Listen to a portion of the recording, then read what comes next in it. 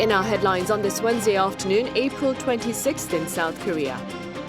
A group of 6 American tech firms have agreed to invest a total of $1.9 billion into Korea's semiconductor, clean hydrogen and green businesses. Also, President Yoon and his U.S. counterpart Joe Biden, as well as their first ladies, paid their respects to American service members who fought in the Korean War, highlighting their selfless sacrifices. Meanwhile, U.S. President Joe Biden has announced his plans to run for re-election in the year 2024, calling on Americans to let him finish the job that he began. President Yoon's sales diplomacy reaped more returns on Tuesday, with American tech companies pledging investments into Korea. Our senior top office correspondent Oh Soo-young reports from Washington, D.C. A total of $5.9 billion is how much President Yoon has reaped in investment pledges so far during his official state visit to Washington, D.C. On the second day of his trip, the self-professed #1 salesman of Korea on Tuesday attended an investment declaration event where 6 high-tech American firms committed a total of $1.9 billion into South Korea, where they will build production facilities. President Yoon thanked the CEOs of each company, saying chipmakers Onsemi and Green Tree's pledges will contribute to economic security by strengthening the semiconductor industry's supply chain. He added that Air Products and Plug Power's investment in clean hydrogen, as well as Pure Cycle technology and EMP Belstar, will play a major role in the transition to eco-friendly energy and industrial structures. Material science company Corning Incorporated also made a pledge of $1.5 billion. To attract further investments, the South Korean leader vowed to make efforts to create the world's best investment environment by improving regulations to meet global standards and providing clear incentives to firms that contribute to the stabilization of high-tech industries and supply chains. This comes as President Yoon pushes to broaden the scope of Seoul and Washington's 70-year-old military alliance.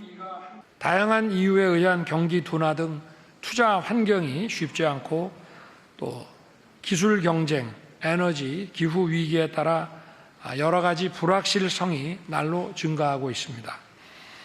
저는 이 복합 위기를 우리가 함께 극복하기 위해서는 한미 동맹이 새로운 단계의 동맹으로 도약해야 된다고 생각합니다. 군사 안보 동맹으로 시작한 양국 관계를 공급망, 첨단 과학기술 동맹으로 발전시켜 양국이 함께 성장하고 행동하는 동맹으로 만들어야 합니다. Yoon on Tuesday also held a business roundtable event, which included 30 leaders from some of South Korea and America's largest tech firms. Among those attending from South Korea were the heads of Samsung, LG, Hyundai, Lotte, and SK Hynix. From the US side were Qualcomm, Microsoft, and Google, along with General Motors, Tesla, Boeing, Lockheed Martin, and Moderna. Yoon on Monday met the CEO of Netflix, who committed $2.5 billion of investment into Korean content over a 4-year period. President Yoon is traveling with his largest ever business delegation of some 122 corporate leaders. With his focus on emerging tech sectors, Yoon is expected to attend more industry-related events this week, including a video content forum here in Washington, D.C., and an industrial cluster roundtable in Boston. Oh Soo-young, Arirang News, Washington, D.C. Right, as my colleague Oh Soo-young just mentioned, President Yoon attended a business roundtable on Tuesday where he highlighted the importance of a partnership on advanced technology to allow for innovative business opportunities. Our foreign affairs correspondent Choi Min-jung reports. South Korean President Yoon during Tuesday's business roundtable in Washington expressed hopes of creating economic synergies that will benefit both South Korea and the U.S. He said this would be possible by combining core technologies from the two countries. 이번 미국 방문을 계기로 양국이 명실상부한 첨단 기술 동맹임을 재확인하고 기업인들께서도 새롭고 혁신적인 비즈니스 기회를 창출할 수 있기를 기대합니다. Yoon noted that South Korea and the U.S. entered into an economic alliance in 2012 after signing a bilateral FTA. And over the span of 11 years, the bilateral trade volume has grown by 90%. He underlined that the U.S. is now South Korea's second largest trading partner, while South Korea is the state's sixth largest. This highlights how the Seoul-Washington alliance has gone beyond just a security alliance and has developed into one that mutually benefits both economies. Following the business roundtable, Seoul's senior presidential secretary for economic affairs said South Korea and the U.S. have now established an inseparable relationship. The scale of investment is also important, but as the president said, the two countries require each other in almost all areas of high-tech supply chains and industry. He added that the business forum was very meaningful in celebration of the 70 years of the Seoul-Washington alliance, as it was filled with passion for cooperation. Choi Min-dong, Arirang News. And President Yoon Suk-yeol also turned the spotlight to space on Tuesday with a visit to NASA's first space flight center. He was accompanied by Vice President Kamala Harris. Our Lee covers the visit. Space ties between South Korea and the U.S. reach a milestone. President Yoon Suk-yeol on Tuesday visited NASA's Goddard Space Flight Center in Greenbelt, Maryland with U.S. Vice President Kamala Harris. During his visit, President Yoon highlighted the importance of the joint statement of intent for cooperation on space exploration and science, which was signed by South Korea's Minister of Science and ICT Lee Jong-ho and NASA Deputy Administrator Pam Melroy on the same day. 오늘 체결하는 대한민국 과학기술정보통신부와 미국 나사 간의 공동성명서는 그간 양국의 우주 협력이 명실상부한 우주 동맹으로 한 단계 도약하는 계기가 될 것입니다. He also said that he hoped developments in the field of space between the two countries would contribute to the world while setting up fair and rational principles in terms of utilizing outer space. Yoon also mentioned NASA's accomplishments, adding that studying space will result in solutions to current global issues such as climate change. He said that South Korea is working on establishing a National Aeronautics Administration or a Korean version of NASA in order to lead the country's space economy. He also expected more space cooperation between Korea's National Aeronautics Administration and NASA. 카사와 나사 간 공동 연구 개발 프로그램을 발굴해서 착수하고 협력 파트너로서 인력 교류, 정보, 지식 교류를 활발히 할 수 있도록 커뮤니케이션 플랫폼을 구축할 수 있기 바랍니다. 카사 설립에도 나사의 적극적인 조언과 직접적인 인력 교류가 있기를 희망합니다.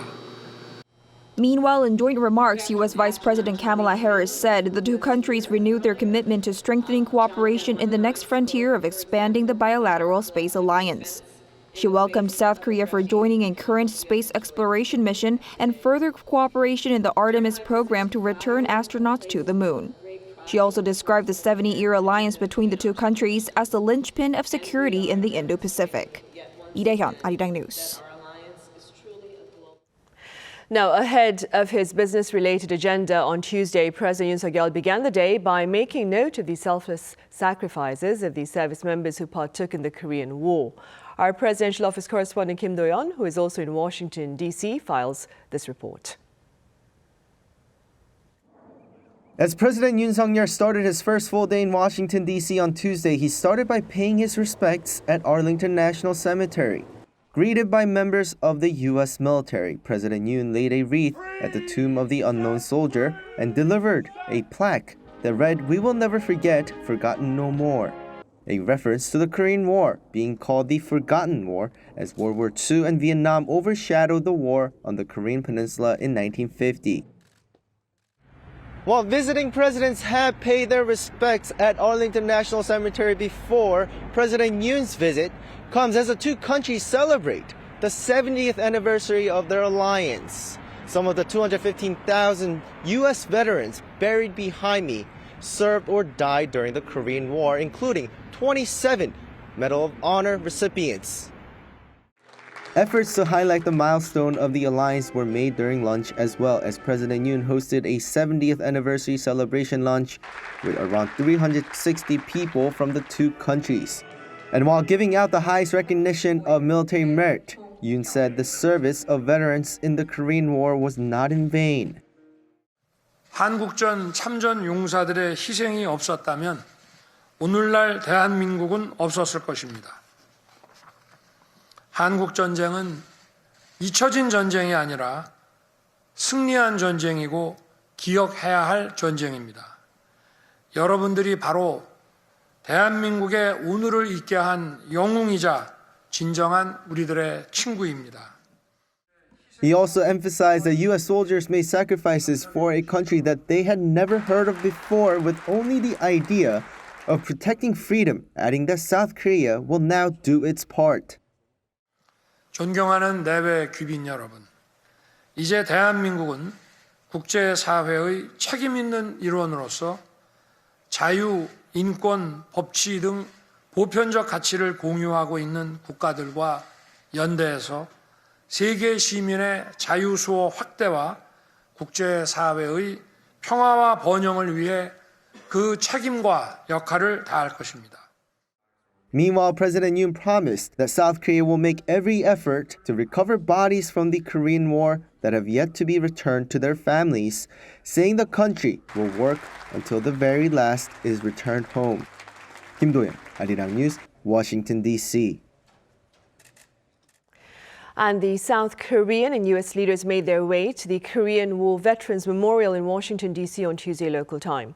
Presidents Yoon Suk-yeol and Joe Biden paid their respects to the service members who lost their lives during the Korean War. First Ladies Kim Gun-hee and Jill Biden also stood by as the presidents honored the fallen soldiers.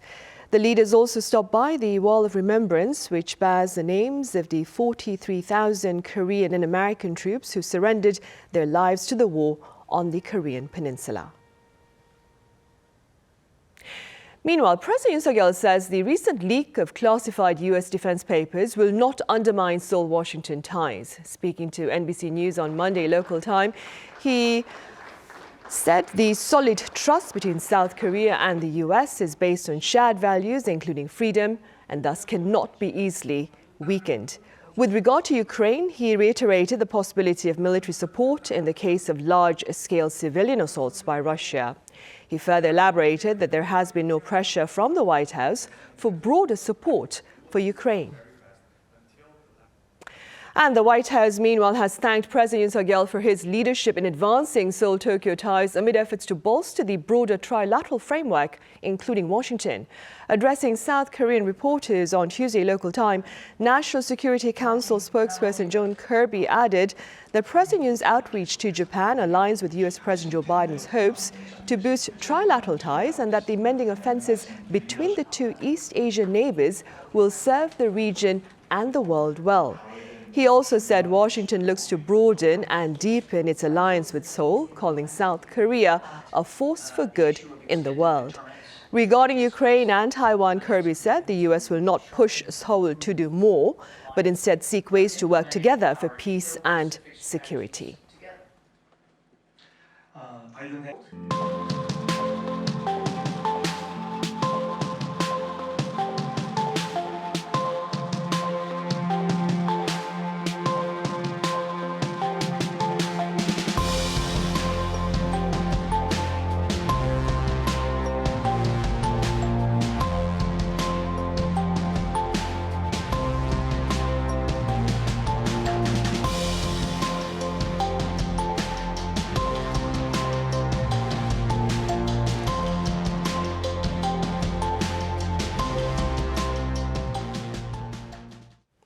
President Yoon Suk-yeol will be graciously welcomed into the White House on Wednesday by a special children's choir that celebrates the best of two cultures, Korean and American. Our cultural correspondent Song Yoo-jin has more. Day 3 of President Yoon Suk-yeol's state visit to the U.S. will begin with an arrival ceremony at the White House. There, he'll be greeted by a special group of cultural envoys, the New Jersey Children's Choir. The choir is made up of students from the Korean School of New Jersey, a weekend school that offers Korean culture and language classes for Korean Americans. Ahead of their White House performance, Arirang News had the chance to speak with Principal Hwang Hyun-ju, the choir's director. When we first created this choir in 2014, we did it to teach our students Korean culture so that they could promote Korean culture to their audience in the future. The children are no strangers to singing on big stages like at the U.S. Capitol and the United Nations. After seeing their videos on YouTube, the White House offered them the chance to perform. And their performance on Wednesday will be one for the books as it offers these performers a rare opportunity to take to the stage at the White House. Their set list, the Korean folk song Arirang, and Tomorrow from the Broadway musical Annie. Arirang represents the unity of Koreans as it's a song that every Korean knows, and Tomorrow is one of the songs we've sung in the past. It symbolizes hope for the future, so we picked the song hoping that our two countries can become even better friends tomorrow. Principal Hwang hopes Wednesday's performance will serve as a cultural bridge for all. It's really meaningful that these children are performing in front of the presidents of their parents' home country and their own country's president. I want the children to feel proud of their heritage and show those in Korea how well they're doing overseas. Upon hearing the news, the choir has plugged in extra rehearsals on top of their regular Saturday practice sessions. All that's left now is for their harmonious voices to ring out across the White House while wearing the Korean traditional hanbok.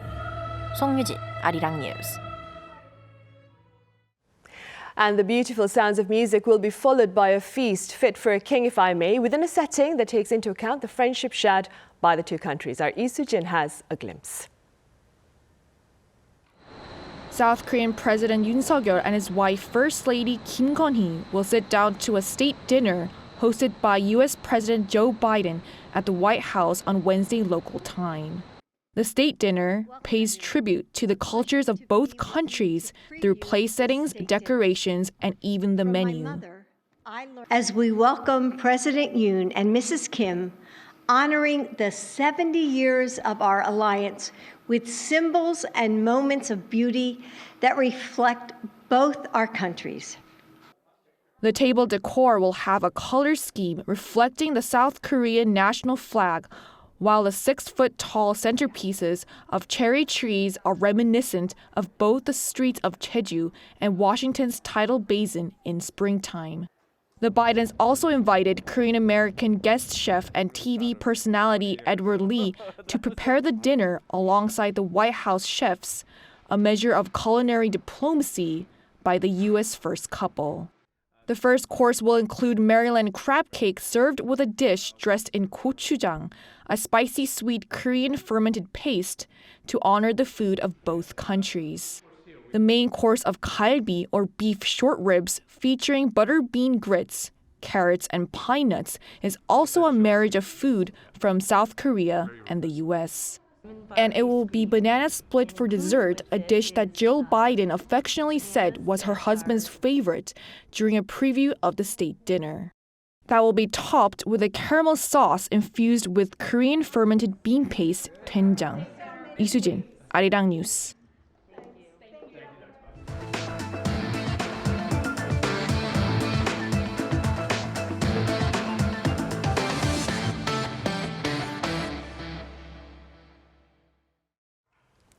In a separate development over in Washington, D.C., U.S. President Joe Biden has made public his plans to run for re-election in 2024. His rallying call this time around appears to be "Let's finish the job." Our Yoon has more on his bid. On Tuesday, U.S. President Joe Biden was greeted with chants of "Let's go Joe" from a crowd of building trades union members, a key base of Democratic support following his announcement to run for re-election in 2024. Biden highlighted that things are being turned around, that changes are being made, and that it is time to finish the job. Now we've just got to keep it going. Finish the job. We just remember who we are. We are the United States of America. There's nothing beyond our capacity. Nothing. If we work together. This was during his first public appearance since confirming he's looking to stay in the White House in a 3-minute video where he promised to heal the soul of the nation. He also said the question the nation is facing is whether there's more or less freedom and more or fewer rights in the years ahead. President Biden described Republican platforms as a threat to American freedom, calling them MAGA extremists, referring to MAGA, or Make America Great Again, a slogan that has become synonymous with Donald Trump supporters. At age 80, President Biden is the oldest serving president and now needs to overcome Americans' concerns about his age in order to win re-election. But this is also the case for Donald Trump, aged 76, who Biden will face off against in the November 2024 election if he wins the Republican primary race. And challenging President Biden within the Democratic Party for the presidential nomination is Robert F. Kennedy Jr., the son of former Senator Robert F. Kennedy and nephew of former President John F. Kennedy, seen as royalty in Democratic politics. Vice President Kamala Harris will once again be Biden's running mate. 이은진, Arirang News. Meanwhile, here at home, fresh concerns over the country's shrinking population as February marks new lows in the number of newborns. Our Moon Hye-ryun reports. South Korea's birth rate was at its lowest for the month of February since data was first compiled in the early 1980s. According to a report released by Statistics Korea on Wednesday, the number of births tumbled to 19,939. Which is a 3.7% decline compared to February last year. Meanwhile, the number of deaths reached some 27,000, a 6.5% decrease on year. This brought the natural change calculated by subtracting the number of deaths from the number of births to a decline of over 7,000. While that's a smaller decline than in January, when the natural population fell by 9,000, South Korea's population has been seeing a natural decline for nearly 4 years in a row. However, things may be looking up with the rising number of marriages following the end of COVID-19 restrictions enabling people to hold a wedding and move in together. There were 17,846 registered marriages in February this year, which is nearly a 17% rise compared to the same month last year. Similarly, the number of divorces also rose on year, albeit showing a smaller rise than the number of marriages. There were 7,228 divorce applications filed in February, a 1.3% rise on year but a 0.3% decrease on month. Moon Hye-ryun, Arirang News. And in other news, consumers here believe inflation will ease further. According to the Bank of Korea on this Wednesday, consumers in April projected an inflation rate of 3.7% over the next year. Now, this is the lowest projection by consumers in 11 months. Pundits link the latest finding to lower petroleum prices and slowing price hikes for processed food. The Composite Consumer Sentiment Index, for its part, moved up 3.1 points on month to 95.1, the highest in 10 months. Also here in Seoul, plans are in the works to restore a podium previously located in front of Gyeongbokgung Palace that had been replaced with railroad tracks during Japan's colonial rule. Our Choi Soo-young has more on this restoration. Woldae is a wide, square-shaped traditional podium that has no roof and is usually found in front of an important building like a royal audience hall or the big gates to a palace. It means a podium to look at the moon. South Korea's Cultural Heritage Administration is currently restoring the Woldae to Gyeongbokgung Palace, with work having started in September last year. Woldae was used for royals, nobles and high-ranking officials to stand on to participate in large royal events. The Gwanghwamun Woldae was built during the Joseon dynasty's King Gojong era to make its dynasty even greater under Japanese occupation. Woldae is a raised podium that serves to elevate the level of Gwanghwamun, highlighting its dignity. The Cultural Heritage Administration began excavating the Gwanghwamun Square area last September for the first time in 57 years, carrying out restoration work by referring to photographs and materials that had been handed down since the 1890s. We were able to confirm what had been there before, and there were no problems in restoring Woldae because there are clear photos and records that we can use as historical data. As the work began, railroad tracks from the Japanese occupation of Korea were discovered. Woldae had been destroyed in order to build the tracks. However, the administration found stones that indicate the overall size of Woldae, which was an important clue in restoring the original shape. This makes the restoration process much smoother. The scale will be 48.7 meters from north to south and 29.7 meters from east to west. The low stairs that lead up to the podium will also be restored, and the King's Path that crosses the center of the podium from north to south will also be remade. Cultural heritage restoration experts will work together to ensure that the restoration process is more authentic and accurate. Choi Soo-hyung, Arirang News.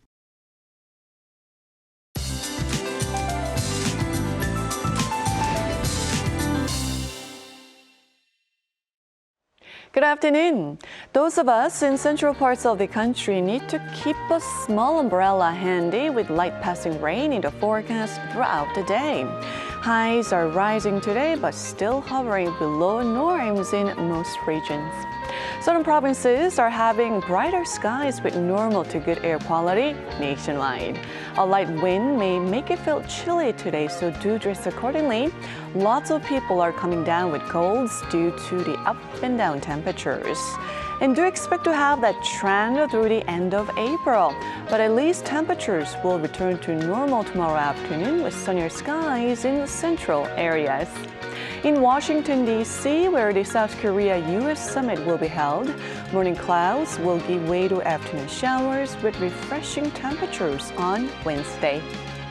With that in mind, here's a look at the international weather conditions.